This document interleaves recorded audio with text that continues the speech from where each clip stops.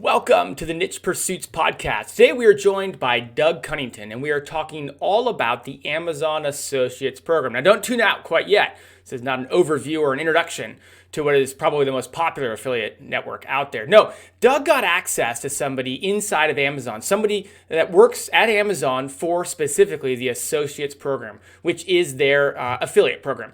And Doug got to ask them a whole series of questions. And what we have today is an interview with Doug on what he learned, what Amazon shared, and frankly speaking, his opinions on a lot of the stuff that they talked about.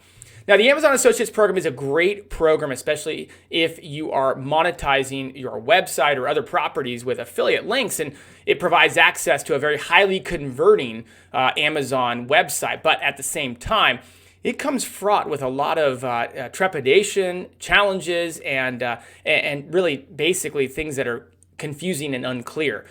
So what we do today is dive into a lot of those burning questions that you might have, especially areas that you might be confused about. Things like terms of service violations, audits, getting your account suspended. Can you include links in emails? But we also span into conversion rate optimization tips, not only for a regular day on Amazon, but also for Prime Day and the high Q4 retail season. One of the things that we get into is that now that Google is asking us to link to multiple platforms to purchase off of, how does Amazon feel about that? We also get into the nuances of rate differences, qualifying differences as it relates to the associate program and the influencer program. I ask him some specific questions about scenarios where you send traffic to Amazon and who gets the commissions on a purchase. So a lot of things in here. If you have questions about the associate program, or if you have questions about how to make sure that you are staying in the right lane for this program, this is a great listen. But Doug and I go back and forth about a lot of ways to optimize what you earn from Amazon. So a good listen all around, and I hope you enjoy. Before we jump into the podcast, I wanted to let you know that today's episode is sponsored by Search Intelligence. Here's a short clip of Ferry from Search Intelligence showing you how their agency built digital PR links to a client's website. In this video, I will show you how we landed a placement on BBC and dozens of links in massive regional online publications such as Wales Online, Daily Post, and many more. This PR campaign was about the easiest place to pass your driving test for the first time in the UK. This is how we've done it. We simply went to DVLA website, found the latest car driving test data by test center, and downloaded the data in a CSV format. Once we had the data, all we had to do is to look at the number of total tests per test center, then look at the number of first time passes to calculate the percentage of people who passed their test for the first time. Once we had the percentage numbers, we created a press release with our findings. Then we went to Roxhill and found journalists who talk about driving tests, and also looked for journalists who write in regional publications in the UK. In total, we have found about 1,800 journalists and sent them our press release by email. Within less than a day, our story got picked up by BBC, Cornwall Live, Wales Online, and dozens of other publications in the UK, providing our client a tsunami of backlinks perfectly relevant to the audience of the client, who is a specialist in learner driver car insurance. I hope this video is helpful and it shows you how you can also build links with freely available data from official sources. If you want similar link building PR campaigns for your website, head to search-intelligence.co.uk and get in touch with them now.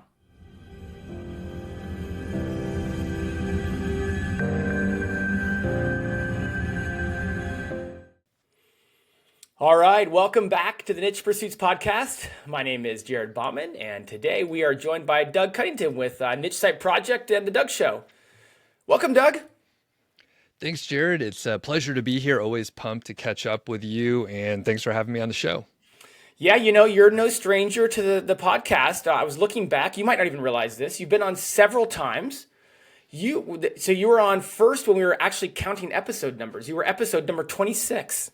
26? Yeah. Really? Yeah. I dig through the archives to find these things.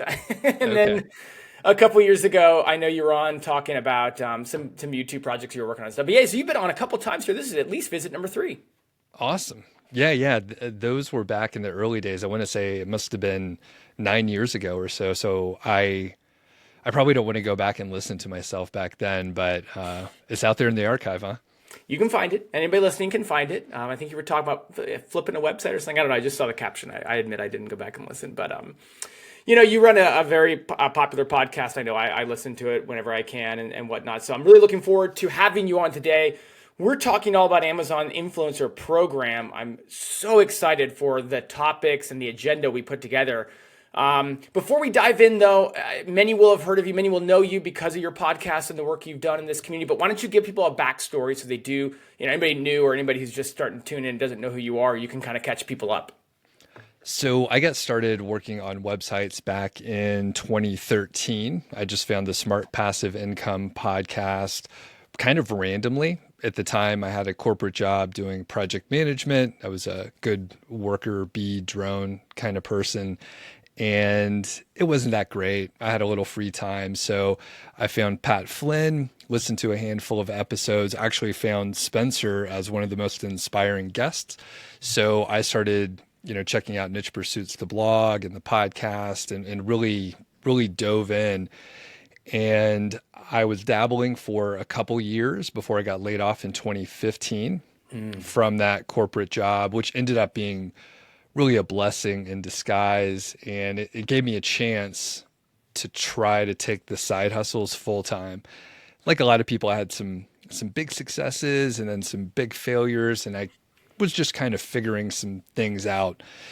We did things a little bit differently back in those days as things adapt and change. A lot of the link building practices from back in the day didn't have the longevity. So I had a couple issues with Google algorithm updates and such, but eventually I got my footing, eventually started, a few other blogs. I've sold a few sites. I started a podcast. I started putting more stuff on YouTube and just kind of layered up over and over again. And actually through just working online, I built relationships and gained some skills. So I actually have another podcast in the personal finance space as well. So I started in one spot, went on a huge winding path, and you gain all these great skills just from dabbling on the side. So that's one big takeaway I want everyone, just right at the beginning, even if you don't know what you're doing and you're just trying to figure out a few things, you'll gain skills, hopefully expand your network as well, and projects and opportunities will pop up in the future for you. I was telling Spencer this a long time ago, but I think the very first time I heard about Niche Pursuits was from that very same interview you referenced on Smart Passive Income. Oh, wow. Yeah. And so I started following the podcast at that point. And to your point, you just never know what opportunities are going to develop. Here I am working with Spencer and hosting it many, many years later. Right. Yeah. And that's a decade later. You never know what's going to pop up and what relationships could lead to other introductions or anything like that. Well, you kind of set the stage perfectly for what we're talking about today. And what I mean by that is so much has changed and will continue to change and evolve in this world we live in, this side hustle, website building, affiliate marketing world. And top of the list in terms of what has changed over the years is the Amazon Influencers Program. I would say, I don't want to bury the lead here, so I'm just going to keep it very, very high level, and then we are going to get into it. But the bottom line is that this program is probably the most popular affiliate marketer program that there is, and probably also one of the most chagrined or frustrating programs for affiliate marketers. It has a lot of animosity tied to it. It has a lot of frustration tied to it, and yet it really gives so many people so many opportunities to earn money online. So with that being said, you got to interview somebody from Amazon, which is practically like getting into Fort Knox. No one talks to anyone inside of Amazon, and we get to pick your brain today on what they told you, what you learned, and things that we can gain from that conversation. Before I start asking you questions, why don't you just tell us about this, how you got this, what happened, give us, kind of set the scene here. Sure. And quick semantic correction. So the Amazon Influencer Program is a thing, and the Associates Program is typically what we're talking about.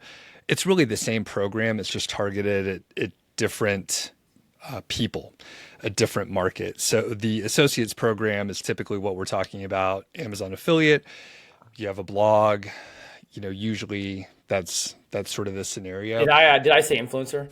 Influencer, It's yeah. because I just came off the back of 3 interviews about the influencer program, man.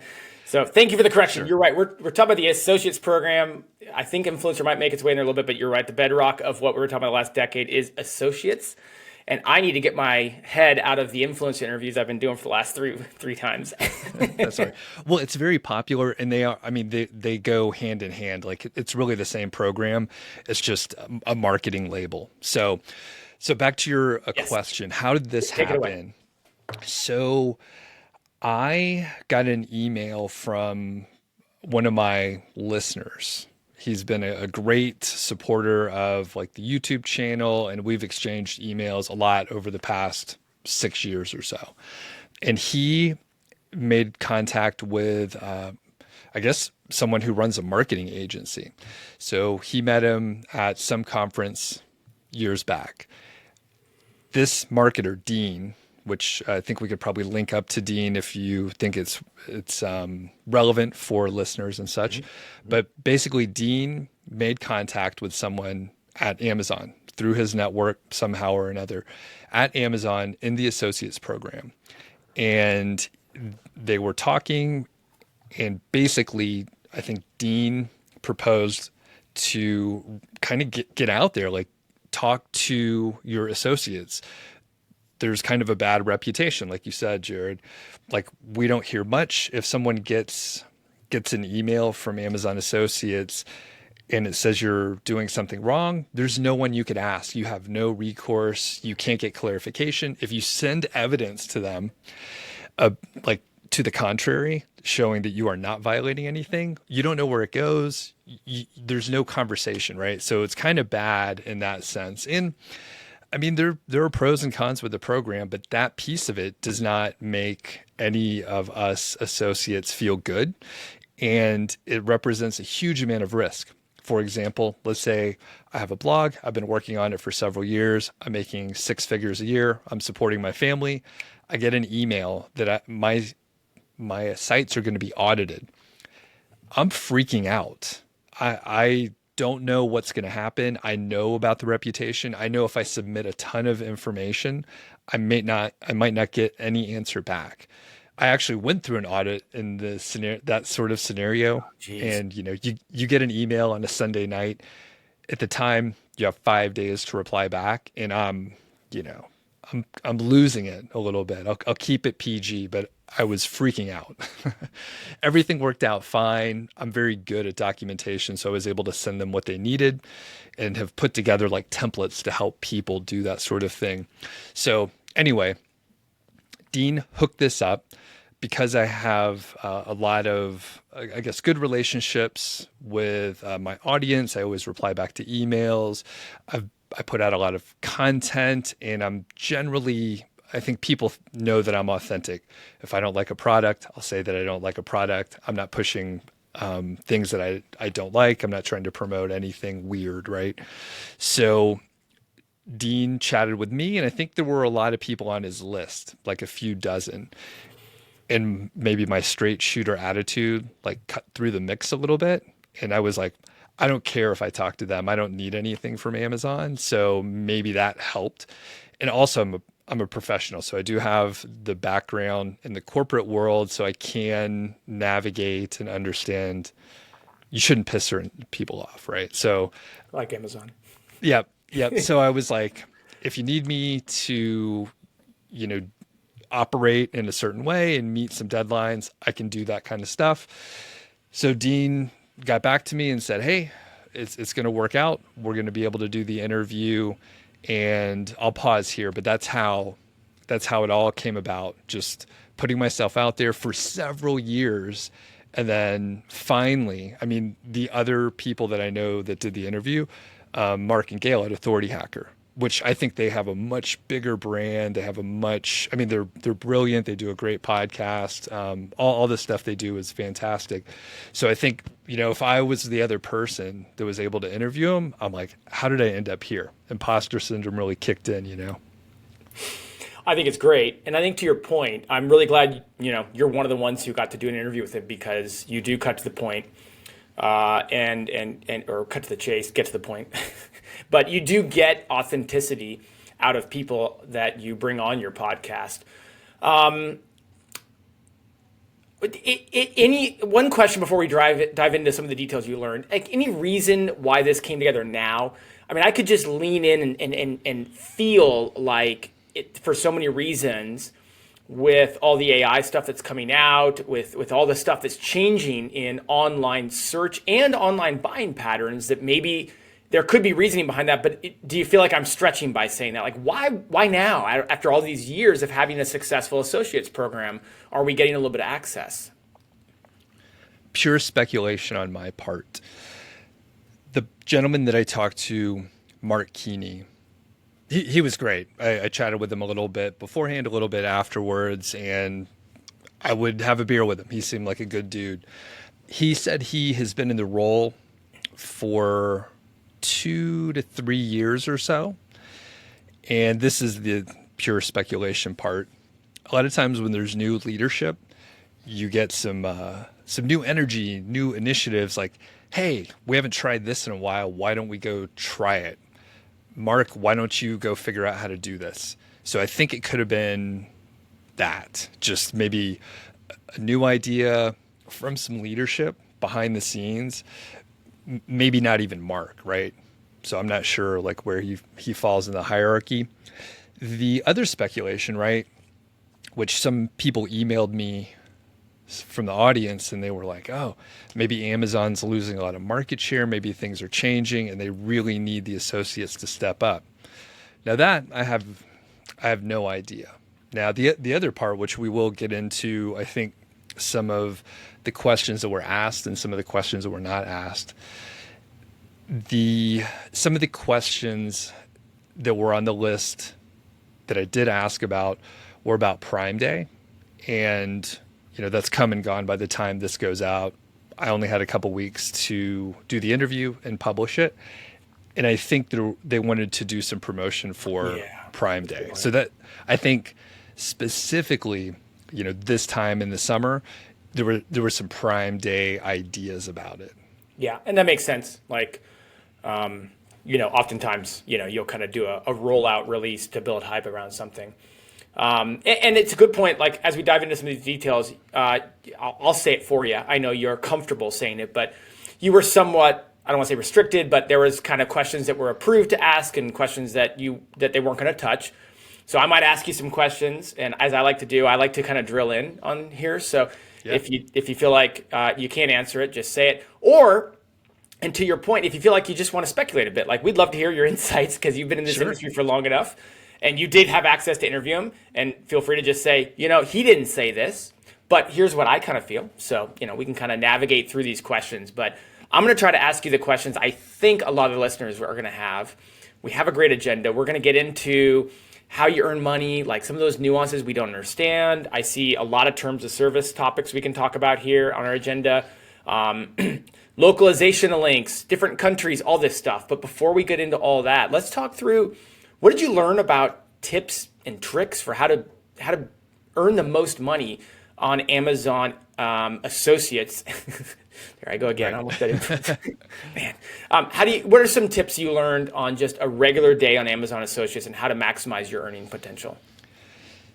So I think it'll be very straight ahead, straightforward, like the most obvious answer, unfortunately, but you should have the right traffic on your site. You need to have the product market fit.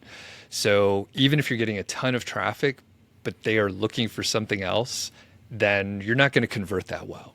So it's really important to have the right keywords, maybe write in the proper style for that specific audience, and really understand what they need. So it's really, zooming out a little bit and thinking about just marketing in general. And it doesn't even matter that it happens to be on, Amazon associate program, right? You should try to have the right product for the market, or it's just not going to work out. So again, the most obvious thing, but when people come to me, and I'm sure when you advise people, Jared, it's like, so you get a lot of traffic. So what's going on? Where's this traffic coming from? What keywords are pulling it in? If it happens to be, some other type of traffic, you should really think about why they're coming to the site. So that is the number one thing, hands down. Some other stuff is having, again, obvious high quality content. So have images as much as possible. You should have like first-hand account for whatever it is you're reviewing. If you don't have that opportunity, you should do your best to research and maybe research people that do have firsthand an opportunity to hold those products and actually use them.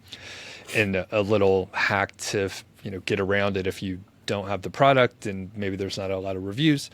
There are reviews on Amazon. So you could read through that kind of content and actually tying it together with some AI topics. You can probably use AI to sort through all the mess of these different reviews and get a pretty good idea of what those products are like to use. Let's talk about conversion rate. And again, I don't know if you guys were able to get into it, but there's always been some confusion. And I've heard about people in audits getting caught up in the way that they're telling people to go to Amazon to buy the product. So we might call that the anchor text you use in the link to Amazon, the call to action you use. Now, one thing that I know is you can't refer to price unless somehow you're pulling that dynamically through their API. Now, just to explain, you don't want to say it's $20 because the price fluctuates on Amazon sometimes every like 15 minutes, right? So they don't want you doing that. So you can't say, $20 on Amazon, click here. But did you get any insights, whether they specifically talked about it or even just in what you've seen in your experience, in terms of what kind of call to action can we use to get people to go over to Amazon from our blog posts? So we didn't get into those details. However, one of the ones that I do recommend is just to check the price on Amazon. So that is very effective. There's some curiosity built in, and it keeps you clear of listing any prices or anything like that. And you can use various tools to pull the actual price, I think within the last 24 hours via the Amazon advertising API, which is fine. So there's a lot of tools that do it. The other thing, slightly related, and you could pull me back on track here in a second, but one thing that I did want to cover that they confirmed is you can list other retailers on the same page. So that was going to be a question. I'm already taking good. Us off track. Please go. But, yeah. So that was one thing which was kind of vague in the past. So I'll explain what I'm talking about. And you've probably seen it out there for like the Wirecutter or other big sites, but you'll have a link to go to Amazon, maybe Walmart, maybe Target, maybe Zappos or whatever, some other retailer. And it was always a little bit unclear whether or not you could do that because Amazon has some pretty strict rules about where you could link when you're using, quote, Amazon assets, which would be like an image from the Amazon advertising API and other things that you might be using from Amazon. So they confirmed, yes, you can actually link to other retailers, and that is okay. They reference the fact that Google says that a website owner should give the visitor a choice and show some options. So that is okay. Now, I'll try to circle back to the question about what anchor text. I think generally you want to set the right expectation. So Mark did mention to not have any kind of hidden links, right? Like you don't want to have, there's a specific word for it, which is escaping me, but you don't want to have a link that is hidden. So maybe domain.com/ something funny. Cloaking. Yeah. So you don't want to cloak any links.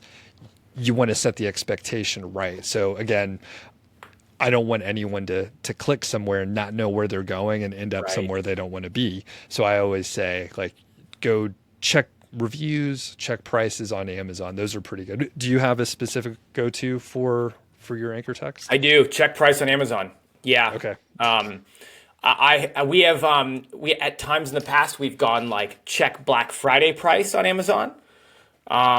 But to your point, like we've always tried to balance the curiosity of like, hey, go click because the way the cookie works, right? Like, and we'll get into it, but the way and to Amazon's credit, their conversion rate is so good that getting people to Amazon is so vital and so profitable when you're an Amazon affiliate, because anything they buy for the next, I think, 24 hours, you get a commission on, which is lucrative. So creating intrigue by getting them to go to Amazon. But yet you're exactly right. Like I've always held by the idea that if I don't put on Amazon at the end of that, that might be something they'd look at a little bit curiously, right? Like they want to see that you are telling people that they're going to Amazon to look at that product. Yep. Yep. I'm glad you clarified, because that is a point of confusion going to what you kind of the rabbit hole you went down, which is really good. Google has said in the last year to 2 years, in a perfect world, you need to have multiple options for people. And then you go look at Amazon terms of service and you're like, who do I follow here? Right. Yep. And I was going to say, I've had conversations with, various people, but I'm thinking of Jesse Lakes over at Genius Link, and they have choice pages over at Genius Link. Are you familiar with the choice We've had page? Jesse on a year or two ago. Yeah. Great. And for people that don't know, they have this set up over at Genius Link, and basically you can tie your account to different retailers to your affiliate program. And essentially it's a landing page for a product. And then you don't have to build all this stuff on your site. You can set it all up on Genius Link. And it's a really effective way for someone to compare prices. And the theory is, right, I haven't seen the exact studies, but basically if someone is able to confirm that they are getting the best price by having those different options, the conversion rate is actually higher. And I think that is probably one of the reasons why Amazon is like, sure, that's great. People see that we're the lowest price and they're more likely to make that purchase. You mentioned that some of it was focused around Prime Day and pushing Prime Day. And maybe I'll ask you this one question on Prime Day and also kind of lump Q4 into it, right? Like we have this period of shopping that takes place during the Q4 season where people tend to spend more and conversion rates tend to be higher. Prime Day could maybe be somewhat synonymous as well with that. Like, what did you learn about in terms of anything interesting to focus on during those periods of the year? The biggest thing was the quote mover and shaker page. And those are products that are selling a lot. I think in the previous 24 hours, like they're just moving a lot of those. Their rankings are improving. So you can see that, I believe, on Associate Central, if you follow the link, and you can see what's moving quickly, and then you can have a look there. So the thought being you could find out what's hot and then kind of publish links or more content around that and promote those more heavily. For me specifically, and this fits both for Prime Day and for the retail season, is I'm not specifically lazy, but I don't like doing that kind of stuff. There's like a false sense of urgency. And to your point before, Jared, it's like you get people to Amazon, they're going to buy some stuff, right? Yeah. Like they want to buy something. They have all their account info in there. They could do one click purchase. They accidentally could buy something on their phone, like with one click. So if I just get them to Amazon, that's great. I might be leaving, some money on the table by not specifically optimizing, but again, it's sort of in my opinion, a bit of a false sense of urgency, especially around the Prime Day time period. You could set up stuff ahead of time, right? In January, you can have your Prime special days, go ahead and publish it, get it out there, get it indexed if you're actually going to get some, search traffic. But yeah, I didn't gain any, huge insights. And even with the mover and shaker page, I'm not going to do anything different. I'm trying to take some time off over the summer, I know people with a significant amount of, say, direct traffic, like branded traffic or traffic to your homepage. I've heard of someone who's put like a link in their menu that says Prime Day specials, and they push that up into the menu on Prime Day or holiday specials or whatever they call it, and then that's led to a measurable difference. A lot of us, though, we rank for very long tail terms that lead to direct pages where people are looking for a specific product, and so kind of feels like you're wedging it in to be like, hey, I know you're here looking for the best ballpoint pen for for travel, but while you're here, this vacuum's on sale today. Right. Yeah. You're going to love this vacuum. Well, to tie it in a little bit with some other ideas, if you do have an email list, right, that would be perfect, right? Right. You can send them over to that specials page, and obviously you could use a headline. Again, I don't want to mislead anyone. Even if it's a more, boring headline, prime deals, like people know what they're going to get, and you could just lead them over to that page. And maybe, if they open that email, they're looking to buy some stuff, right? Like they're like, I don't know what I'm going to buy, but maybe if you point me in the right direction, I will. So again, the name of the game is just like, get them over to Amazon. Now, I think we may talk about this. If you do know your audience pretty well and it's fairly niched down, then you have a higher likelihood of like earning a little bit more through commission rates and such by sending them to the proper category or a product that is likely to be a category that they're going to make other purchases in, which, perhaps leads us to another question. Okay, I'm going to ask the email question now. This is good. Folks, you can tell we got a lot of topics here, and we're going to find the right order as we go. So emailing, another plus one to start an email list. But you did talk about, and this is frustrating, I find, any added clarity on what we can and can't link to Amazon Associates from an email. You kind of teased it right there about a landing page. What's the updated word from Amazon on emailing out? And I'd love to hear any reasons why they land on whatever side of the fence they land on. So I looked this up in the transcript just to make sure I had this right today. So you cannot put affiliate links in your emails. I think I've seen some people do it before, and I think they've gotten away with it, but you're not supposed to do that. You can, however, send people to your blog or whatever platform you're using via email. And the main reason they cited was, quote, visibility. So it sounds like they might not be able to verify the traffic. This is my speculation portion. So they said visibility, and you could watch the interview and check that out. I think they might not be able to confirm where the traffic is coming from and that sort of thing. So they don't have visibility, and they, don't want you to put links in emails. They are fine with you sending traffic to your main platform or platforms. And Mark mentioned that typically, in their opinion, because you're able to provide more context on your primary platform, whether it's a blog or maybe a YouTube channel or something, the conversions will be better. The people will have a better idea about the product that you're reviewing or talking about, and they're more likely to make the purchase. So that was a general idea around it. But in my opinion, especially these days, newsletters are quite popular, right? Mm-hmm. And sometimes people put a lot of content in their email. Actually, a friend of mine, he's a blogger. He's blogged for a decade or so, and he sends out his full blog post in the email, right? And that's just what he does. He doesn't want to, bother people to go click on the link. Just he'll read the email, or he'll read an email blog post himself, so he knows that his audience would be okay with that too.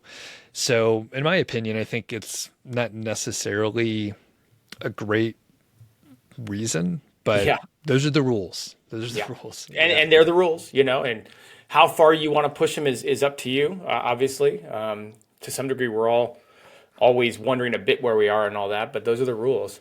The visibility makes sense. I mean, I don't like it, but I suppose at any given time, Amazon can go to any one of your websites that's referring them and see what it is. Whereas I guess they can't really go back and see an email that you sent to verify that it was, up to par. But okay. I hope you're enjoying the podcast so far. Just wanted to take a short break and remind you that today's episode is sponsored by Search Intelligence. I've got a short clip from Ferry at Search Intelligence showing you how their agency built digital PR links to a client's website. Do you remember this campaign? It was all over the news. It is the most intelligent royal campaign. With over 100 links generated in the world's biggest online publications, this is one of the most viral PR campaigns of 2021. This is how we've done it. The methodology was pretty simple. We looked at the QS World University rankings for the institutions attended by key members of the royal family to discover which royal is the brightest of all. Meghan Markle came out on top, followed by Kate Middleton and Prince William. We put these findings in a press release and sent it to mainstream media and journalists who write about royals. From Russia to the UK, the US, Vietnam and Japan, this story got massive coverage, landing over 100 links and created a massive buzz on social media.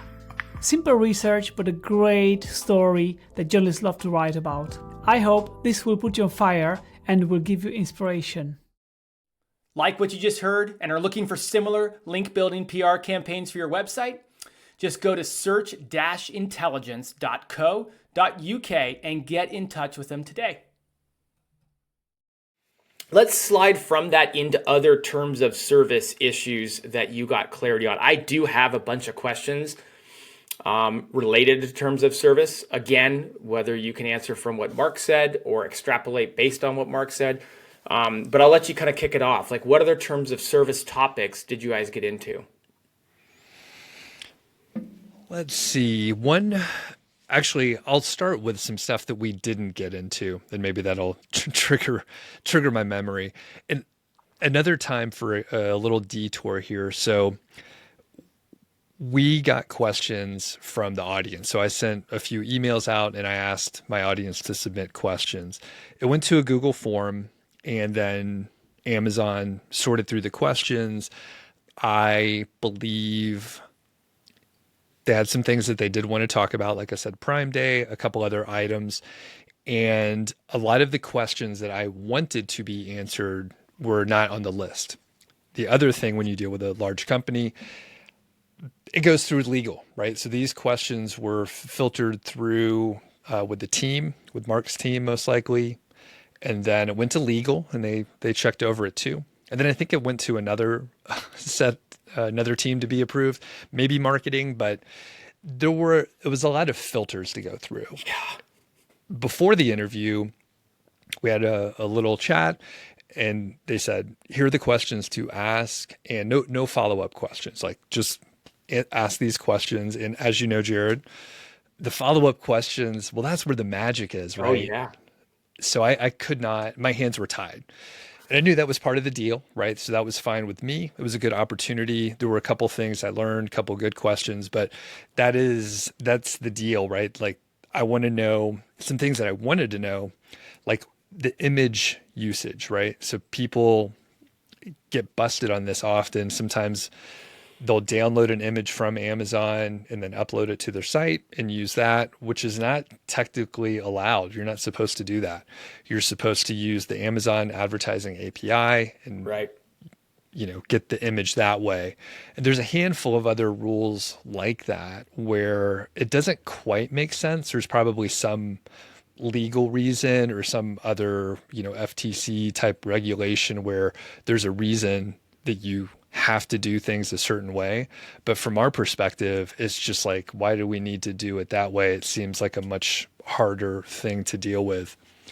The other big question that many people had was around just the commission rates. And in 2017, we had a big commission rate change. It went lower. In 2020, I remember same that one. deal. Yeah. And it cost a lot of people a lot of money. Funny thing. Right during COVID. Yeah. Right during COVID. And in both scenarios, I actually was like selling a site in the negotiation time frame. So it was like, oh no, this cost a whole lot of money. Like each You had to one of like those. basically change your projected model, which totally hit your take home. Yeah, each one was like a six-figure issue that popped geez. up, but you just have to move forward. But so there are a lot of questions about that, and those were not on the list, so those didn't make it through. And I'll pause here. Do you have any follow-ups on those things, or? I have one big question. I hope a lot of people share this question. I think they do because I hear it talked about a lot. And it's the extreme ambiguity around how prominent we need to label our links as affiliate links. I think if you read the terms of service verbatim, they basically say like correct me if I'm wrong here. I did try to find this before this interview, but it's pretty long. But the verbatim that I've read in the past is that you need to identify every link that goes to Amazon, and they need to know they're going to Amazon. Now, what do a lot of us do? A lot of us will put at the top, maybe sidebar, maybe bottom. Hey, some of these links are for an affiliate product, and I make a commission, and they actually tell you what they want you to use. And so a couple questions that come out of this, like how prominent do you think, or do they think, if they touched on it, we need to be with that? Is up in the top and the bottom good enough? And then the second follow-up question would be, a lot of people like to change that. You'll see people say like, if you love me, support me by buying, and I make a little money, or, this is, I don't make money unless you buy from my links, which are affiliate. So they'll change it a bit to be kind of, cute or fun or more direct. Is that allowed? So kind of navigating into this idea of disclosures and how it can be very cryptic and confusing, especially when you get into an audit scenario, by how clear you have to be and how prominent that has to be displayed. We did not get into that. Those are all great questions. I know in the last few years, Amazon Associates did provide us with the exact verbiage for that line. And I think because they have given us that, it's in quotes, use that. I think, this is my opinion, this is entertainment, not legal advice or anything, consult your own professional, right? All that stuff. I think if you wanted to put some of your own personality near that disclaimer, I think that's great. I think you do need to put it at the top, because we don't know, if someone's on their phone or something and you put the disclaimer in the sidebar, they may never see that. That's buried at the bottom. So I think you should put it at the top. The other part is, I don't know if you have to put it next to every single link, right?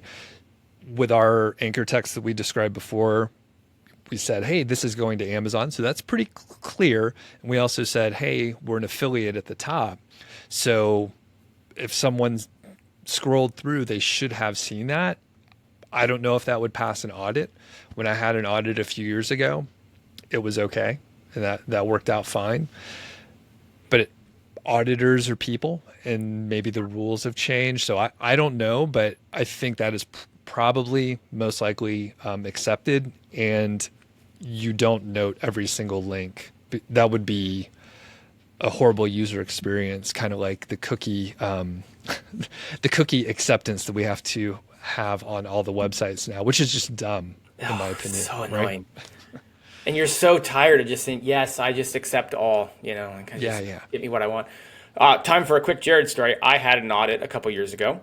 And to your point, the 5 days, we got emailed on December 19th. Oh, no. So we had to have it all cleaned up by Christmas Eve. Good grief.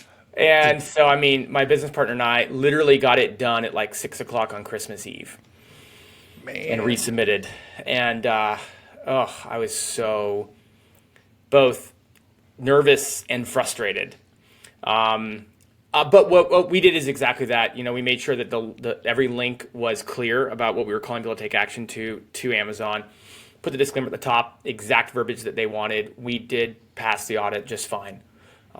Doesn't mean that you will. Doesn't mean that that's exactly what to do. Doesn't mean that that's exactly the playbook. But just one quick story about an audit, and that worked out all right. So, but we were still very nervous, wondering if we were doing it properly. And then how long did it take to hear back, and what was the response email? Do you remember that? We didn't get a response email. All I know is one day between Christmas and New Year's, I logged into the account and the like warning banner at the top had disappeared.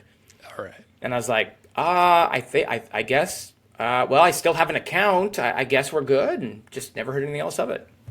Man, I think it was like 2 weeks for me, and they actually replied back, but it was a 1 sentence email of thanks for the information, and that's it. You're good. So, yep. Crazy. Anyways, okay, good. Well, thanks for walking on that road. And I do think your insights are good. And the bigger point is like, you got to take this stuff seriously if you are earning income from Amazon associates, and you've got to kind of, do a little bit of homework. Like, you don't want to be, it's one thing to get caught up in an audit and have problems that develop from that because you made a decision on how you wanted to approach it, and that's why. It's another thing to get stuck in all that because you just didn't pay attention to it, right? Like, that's more frustrating, I feel like. So pay attention to it. Do what you want, do what you need, but at least be informed about the decisions you're making. For sure. Any other terms of service things you did learn or that you wanted to cover before we kind of move on to the next title, the next portion? Nothing that jumps out. If I remember something in a minute, I'll go back to it. Perfect. I tripped over myself earlier. We talked about influencer program and associate program, and they are not the same. Although, to be fair, now that I'm in the influencer program, you log into the same place, and the dashboards are all intermixed and intermingled, so it is very confusing, and I just got the back. But nonetheless, can you tell us the differences, at least from your perspective, from any clarity you gained, and things like qualifying differences, who it's best for, pay rates? Like, let's kind of navigate into all that. Okay, so correct me when I make a mistake here, Jared, since you've been talking about the influencer program a lot here lately. But largely it is the same program. It's just, influencers are typically going to be on the social media side. So it gives people on Instagram, TikTok, YouTube Shorts, etc., a place to earn money, a way to earn money via the Amazon Associate Program.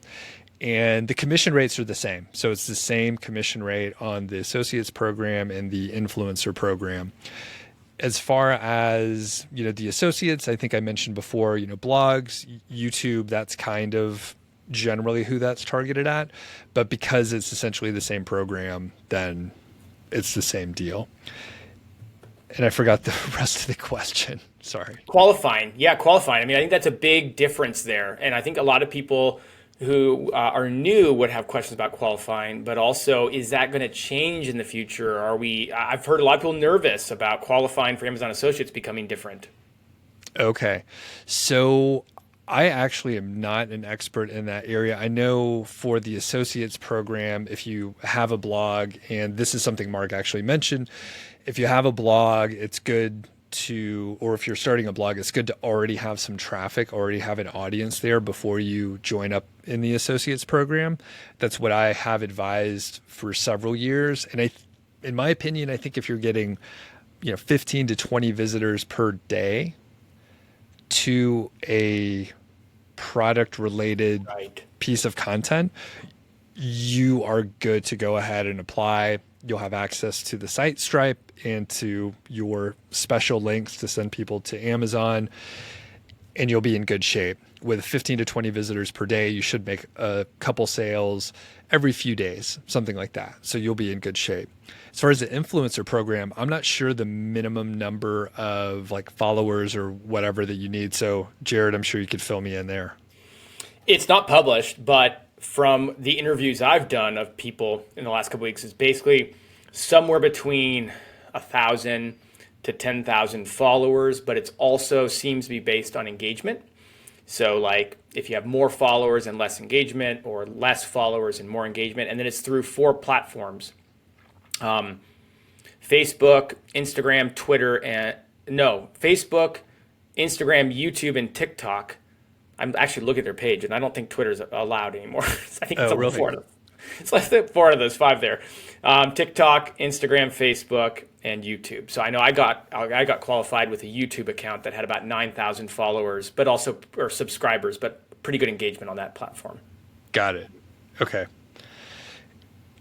And that I was going to say, and I have not applied for the influencer program. I saw that it was around for a long time, but like I said, I'm pretty ignorant overall. I've talked to a few people that are getting really good traction. I mean, I think it's kind of the early days there. So people are producing a lot and they're getting a kind of that first mover advantage. I'm actually reading it here. I mean, I don't know if this is super live or up to date, but it says your social network page or group must be established with a substantive number of organic followers or likes, in most cases at least 500. So I didn't know that was published. Okay. So 500, but okay, that actually 500 might be the door. minimum number, but maybe 1,000 to 10,000 is kind of the range they tend to accept more in. Gotcha. Interesting. And that makes me think about, just how open and easy it is to get into the associates program generally. Just have a blog, like kind of have some stuff going. So I think, 500 followers is nothing to sneeze at depending on the platform, but thinking about how quickly someone can grow specifically on like some social media channels, like a lot of people have the opportunity to promote products with the influencer program. Like I started a little YouTube channel on the side 3 or 4 months ago. I think I've published 5 videos. Like it's not a big priority for me. And I have like 550 followers or subscribers. So it's doable if you put out some good stuff. Going back to what you said, and I'll read it here from the page that I'm on. And I remember this from when I applied. With Amazon Associates, you can apply, but you have to drive 3 qualified sales within 180 days. And so if you don't have a lot of traffic to your website and you don't end up meeting that, you get rejected. I don't know what the reapplication process looks like these days. But just to the same point, even if you have traffic, but it's not going to a page where people are actually looking to buy, that doesn't necessarily mean you're going to get those 3 sales. But 180 days is a pretty lenient amount of time. That's half a year. Right. Yep. And that's exactly it. If you have a lot of traffic going to a how-to article that is not driven for any kind of product, maybe try to put some Amazon links on there. But if it's not highly relevant, people are not going to go there. People are not going to make that purchase. So it does need to be traffic going to a product driven piece of review or something like that. Okay. I have a couple of layered questions. And I think from the transcript, you guys did talk a bit about this, but maybe not. And if you didn't, I'd love your opinion because you got 10 plus years of doing this. And this is detailed now. So those of you who are tired of high levels, this is going to get into the weeds here. So if somebody clicks on my affiliate link from my blog post and they go and they look and they're like, cool, Jared recommended that vacuum cleaner. That's awesome. I just want to get another opinion. And so they go back to the Google and they look at another article and they click on it. It's like, yep, Jared was right. And this person was right. They both say this vacuum's the best. I'm going to buy it. Who gets the commission? So we asked a similar question, but it was about the influencer program. So in this scenario, I believe it's the last person that sent the visitor over. To the other person in my analogy. Right. But I'm not 100% sure. Do you know which one it is? Okay. No. So I do think it is the last person from a logical standpoint. They're not paying double commission. We kind of know that, right? Yeah. They would never do that. We can safely say that. Yeah, they're not going to pay us both. So from a logical perspective, if I'm looking for a product and I'm not quite convinced and I find another review that does convince me, it makes sense to me that the last referral should get the credit, but I don't know 100% what Amazon Associates does with that scenario. In the influencer program, is it different, or was your question more? You said your question was more about influencer program. What did you learn from that? In this case, someone goes to your blog and they land on the product detail page. So you sent them there. You cookied them, right? There is a video by an Amazon influencer on that product detail page, and they watch the video. So if I understood correctly, well, before I answer, do you want to guess which one it is? I'm going to guess the influencer gets the credit.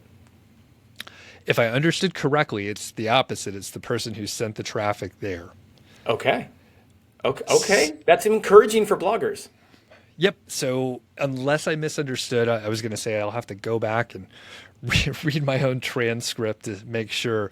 But again, it kind of makes sense. Like the visitor was sent to Amazon by your blog, and the influencer, that video was just there anyway. Yeah. So, however, my previous logic of like the final push to actually purchase, I can see an argument either way. But I mean, Mark even mentioned in the interview that this is a bit of a logic problem. They could put it in like college admission tests or something like that.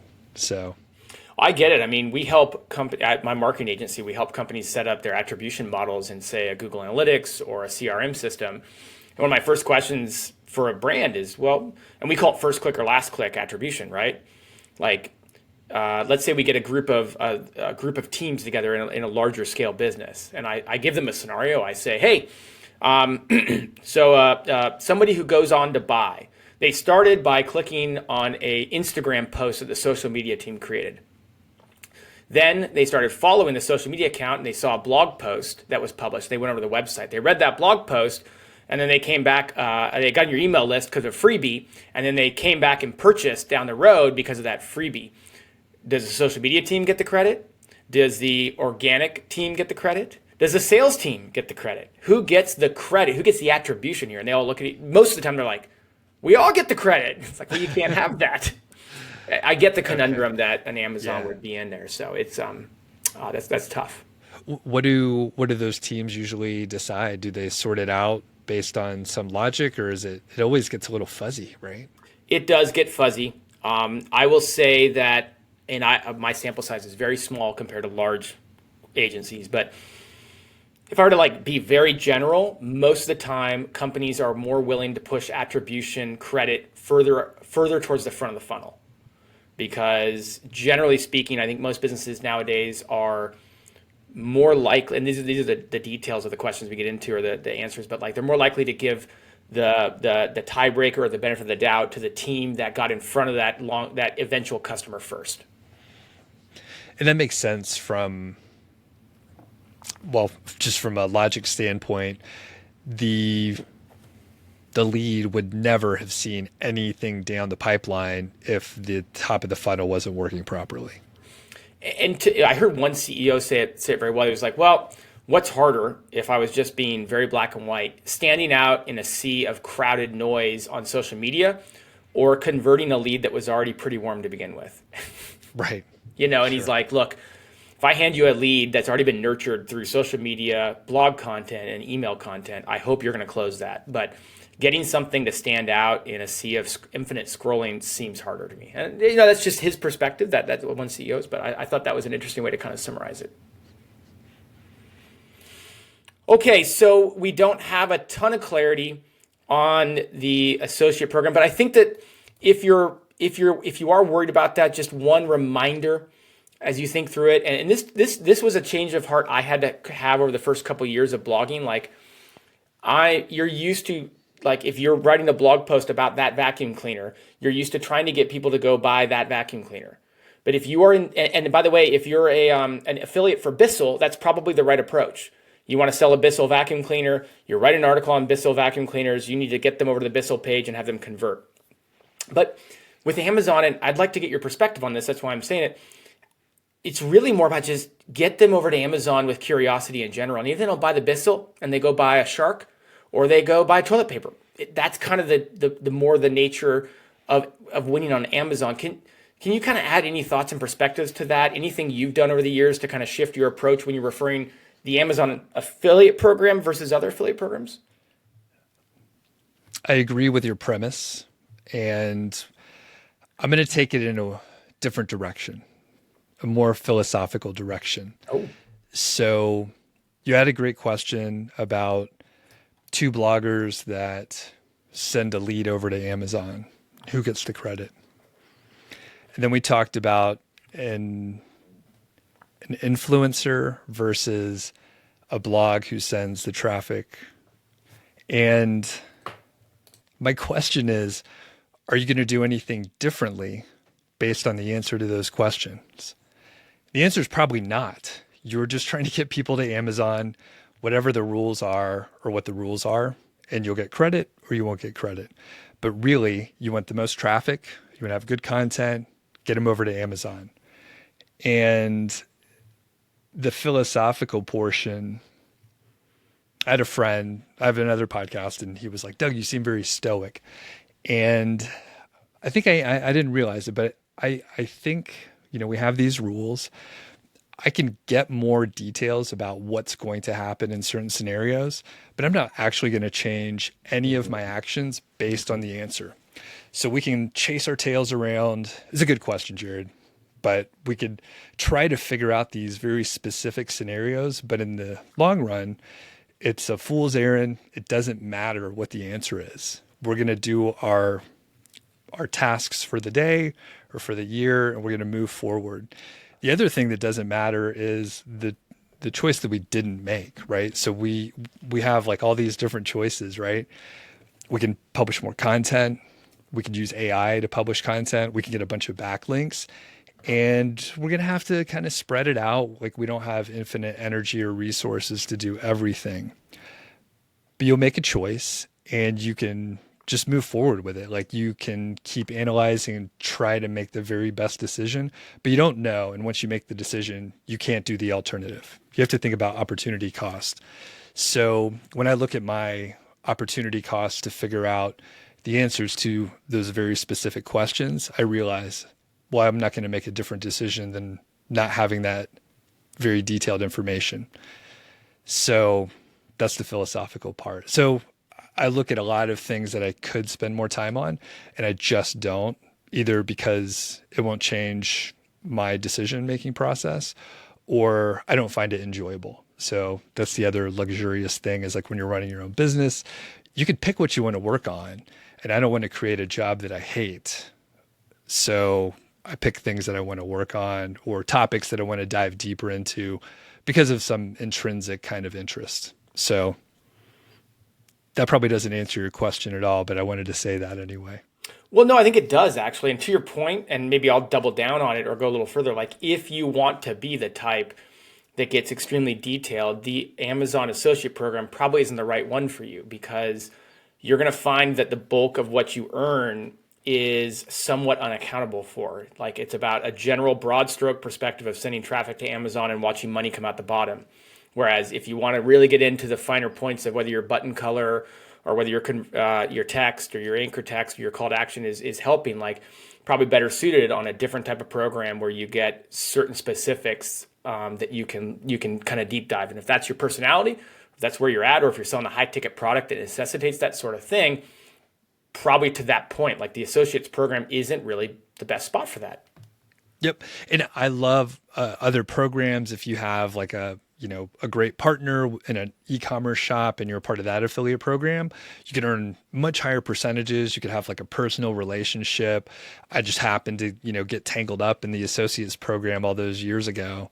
And, it's great. It's a great general affiliate program where you don't have to get into all the details. You can get into details in other areas and you can optimize a ton with Amazon through various, people can just Google and find guides out there. There's tons of ways to optimize, but if you get, 5 or 6 things right, like 70%, 80% right, you're going to be just fine. And if you could spend, 200% more time optimizing the little bit more, and it might get you a little bit higher margin, but for me, it's not super interesting. So that's why I just kind of miss out on some of the details, and it works for me. It's good. Let me ask you one question as we wrap up, as we bring it to a close, and you can take this whichever way you want to go. And you already do, so that's good. You will anyways, whether you tell you do or not. It's like a politician, yeah. I know, right? Are you after talking to Mark? Was his name? You said Mark. Yep. you're talking to Mark. Are you more excited about the Amazon Associates program, less excited, or feeling about the same? A little bit more excited.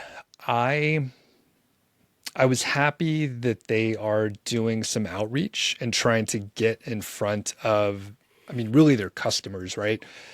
So we partner with Amazon and, they're working with us for a reason. And it's been a little while since they've done that sort of, outreach and trying to maybe foster some community. A couple things that they talked about, the mover and shaker sort of filter so you can see what's selling, but they also have a creator university, which I think probably provides, some information. They also have like a do's and don'ts and some FAQs, which those things have kind of been around. But the last time that I tried to look at some of the educational material from associates, it looked like it was from 2008 or something like that. Right. It was kind of, you could tell it was written a long time ago. So the fact that they're trying to do a little bit more is good. One thing we didn't get into too much, but they have a lot of different associates programs across the world. And some of those programs have much higher commission rates. And, it's no secret. Mark probably even mentioned this, but it's a data-driven company. So, and they know how to run a business. So they're trying to get higher adoption for Amazon in other countries. They're trying to get people with blogs or other influencers to get people over to Amazon to see like how good it could be. So they're paying more for those newer associates programs. And I have interviewed several people that they're over on a very new associates program and they're making very high percentages as far as commission rate. Like, I don't remember exactly what they are, but it's kind of like it was here pre-2017. So those are out there. And if they continue to try to get out in front of audiences, I think it's a really good sign. That said, I've always been one to advise for, diversity in traffic, diversity in revenue, and that doesn't change. So, Amazon's out there. They're trying to work with us and show that they care, which is great. It's better than the opposite. That said, 2017 and 2020, they dropped the commission rates hard. There's no guarantee that they won't do it again. There was no indication that they're going to drop it or raise it or anything like that. We have seen in the last few years, Amazon raising the commission rate for certain categories or periods of time. Promotionally, those kind of things. Yeah. Yep. And that's great, right? So you can earn a little bit more. There's no evidence to show that those are going to stick around. But my hunch, as a person that knows that they're a data-driven company, they're just testing stuff. They're testing things constantly. And if something works really well and it's profitable, they're going to keep doing it. And if it doesn't, they're not going to do it again. So when you see like little things happening, my guess is they're just testing something to see how it works out. So I'm positive on the associates program. It's easy to get in there. It's easy to start earning. Once you sort of mature along your side hustle or your skill set, hopefully you're getting a lot more traffic, and it really does scale up. I mean, you can still make a ton of money and support yourself, support your family with an Amazon associate site. Doug, thank you for coming on board. I mean, we kind of got to get a window into what it looks like to interview somebody from the Amazon Associates program without having to interview somebody from the Amazon Associates program. I appreciate you coming on too. And like what we got out of it that you probably didn't get to get out of it is that I got to ask you questions on what Mark said, but also get your interpretation on what Mark said. So we kind of got both of the best worlds there. So thanks for coming on board. Where can people follow along with what you have? We talked about your podcast, and I'll include a link in the show notes first and foremost. I didn't mention this at the outset, and I should have. I'll include a link to this specific podcast episode where you did interview him. So people can kind of go listen to that directly, and if they want any added points of clarity about what exactly was said, that would be the best spot to go get it. But where can people follow along with you? Thanks for having me. Always a pleasure. You can find me on the Doug Show. So that's my podcast. I also am on YouTube. So it's just under Doug Cunnington. There's a lot of videos on what we talked about today. So there's SEO stuff, there's keyword research related content, there's niche site related content. And I also have another show called Mile High Fi. It's about personal finance and financial independence, another one of my interests. Completely different world. And it's kind of fun to have like two shows that are completely... I've listened to a few of those episodes. Oh, thanks, man. I Yeah. appreciate it. You and Carl? Yep. Carl. Yeah. So some people may have heard of Mr. Money Mustache. So he lives here in the same town as me. And Carl is the co-owner of the co-working space that Pete Adney, Mr. Money Mustache, owns. So I ended up kind of in a kind of the hub of the financial independence world. Yeah, it's kind of cool. Fire community hub. Yeah. It's pretty cool. So yeah, people could check out that kind of stuff. If you like audio, you could find my shows over on any podcast player. And I do encourage people to check out the episode that I did with Mark.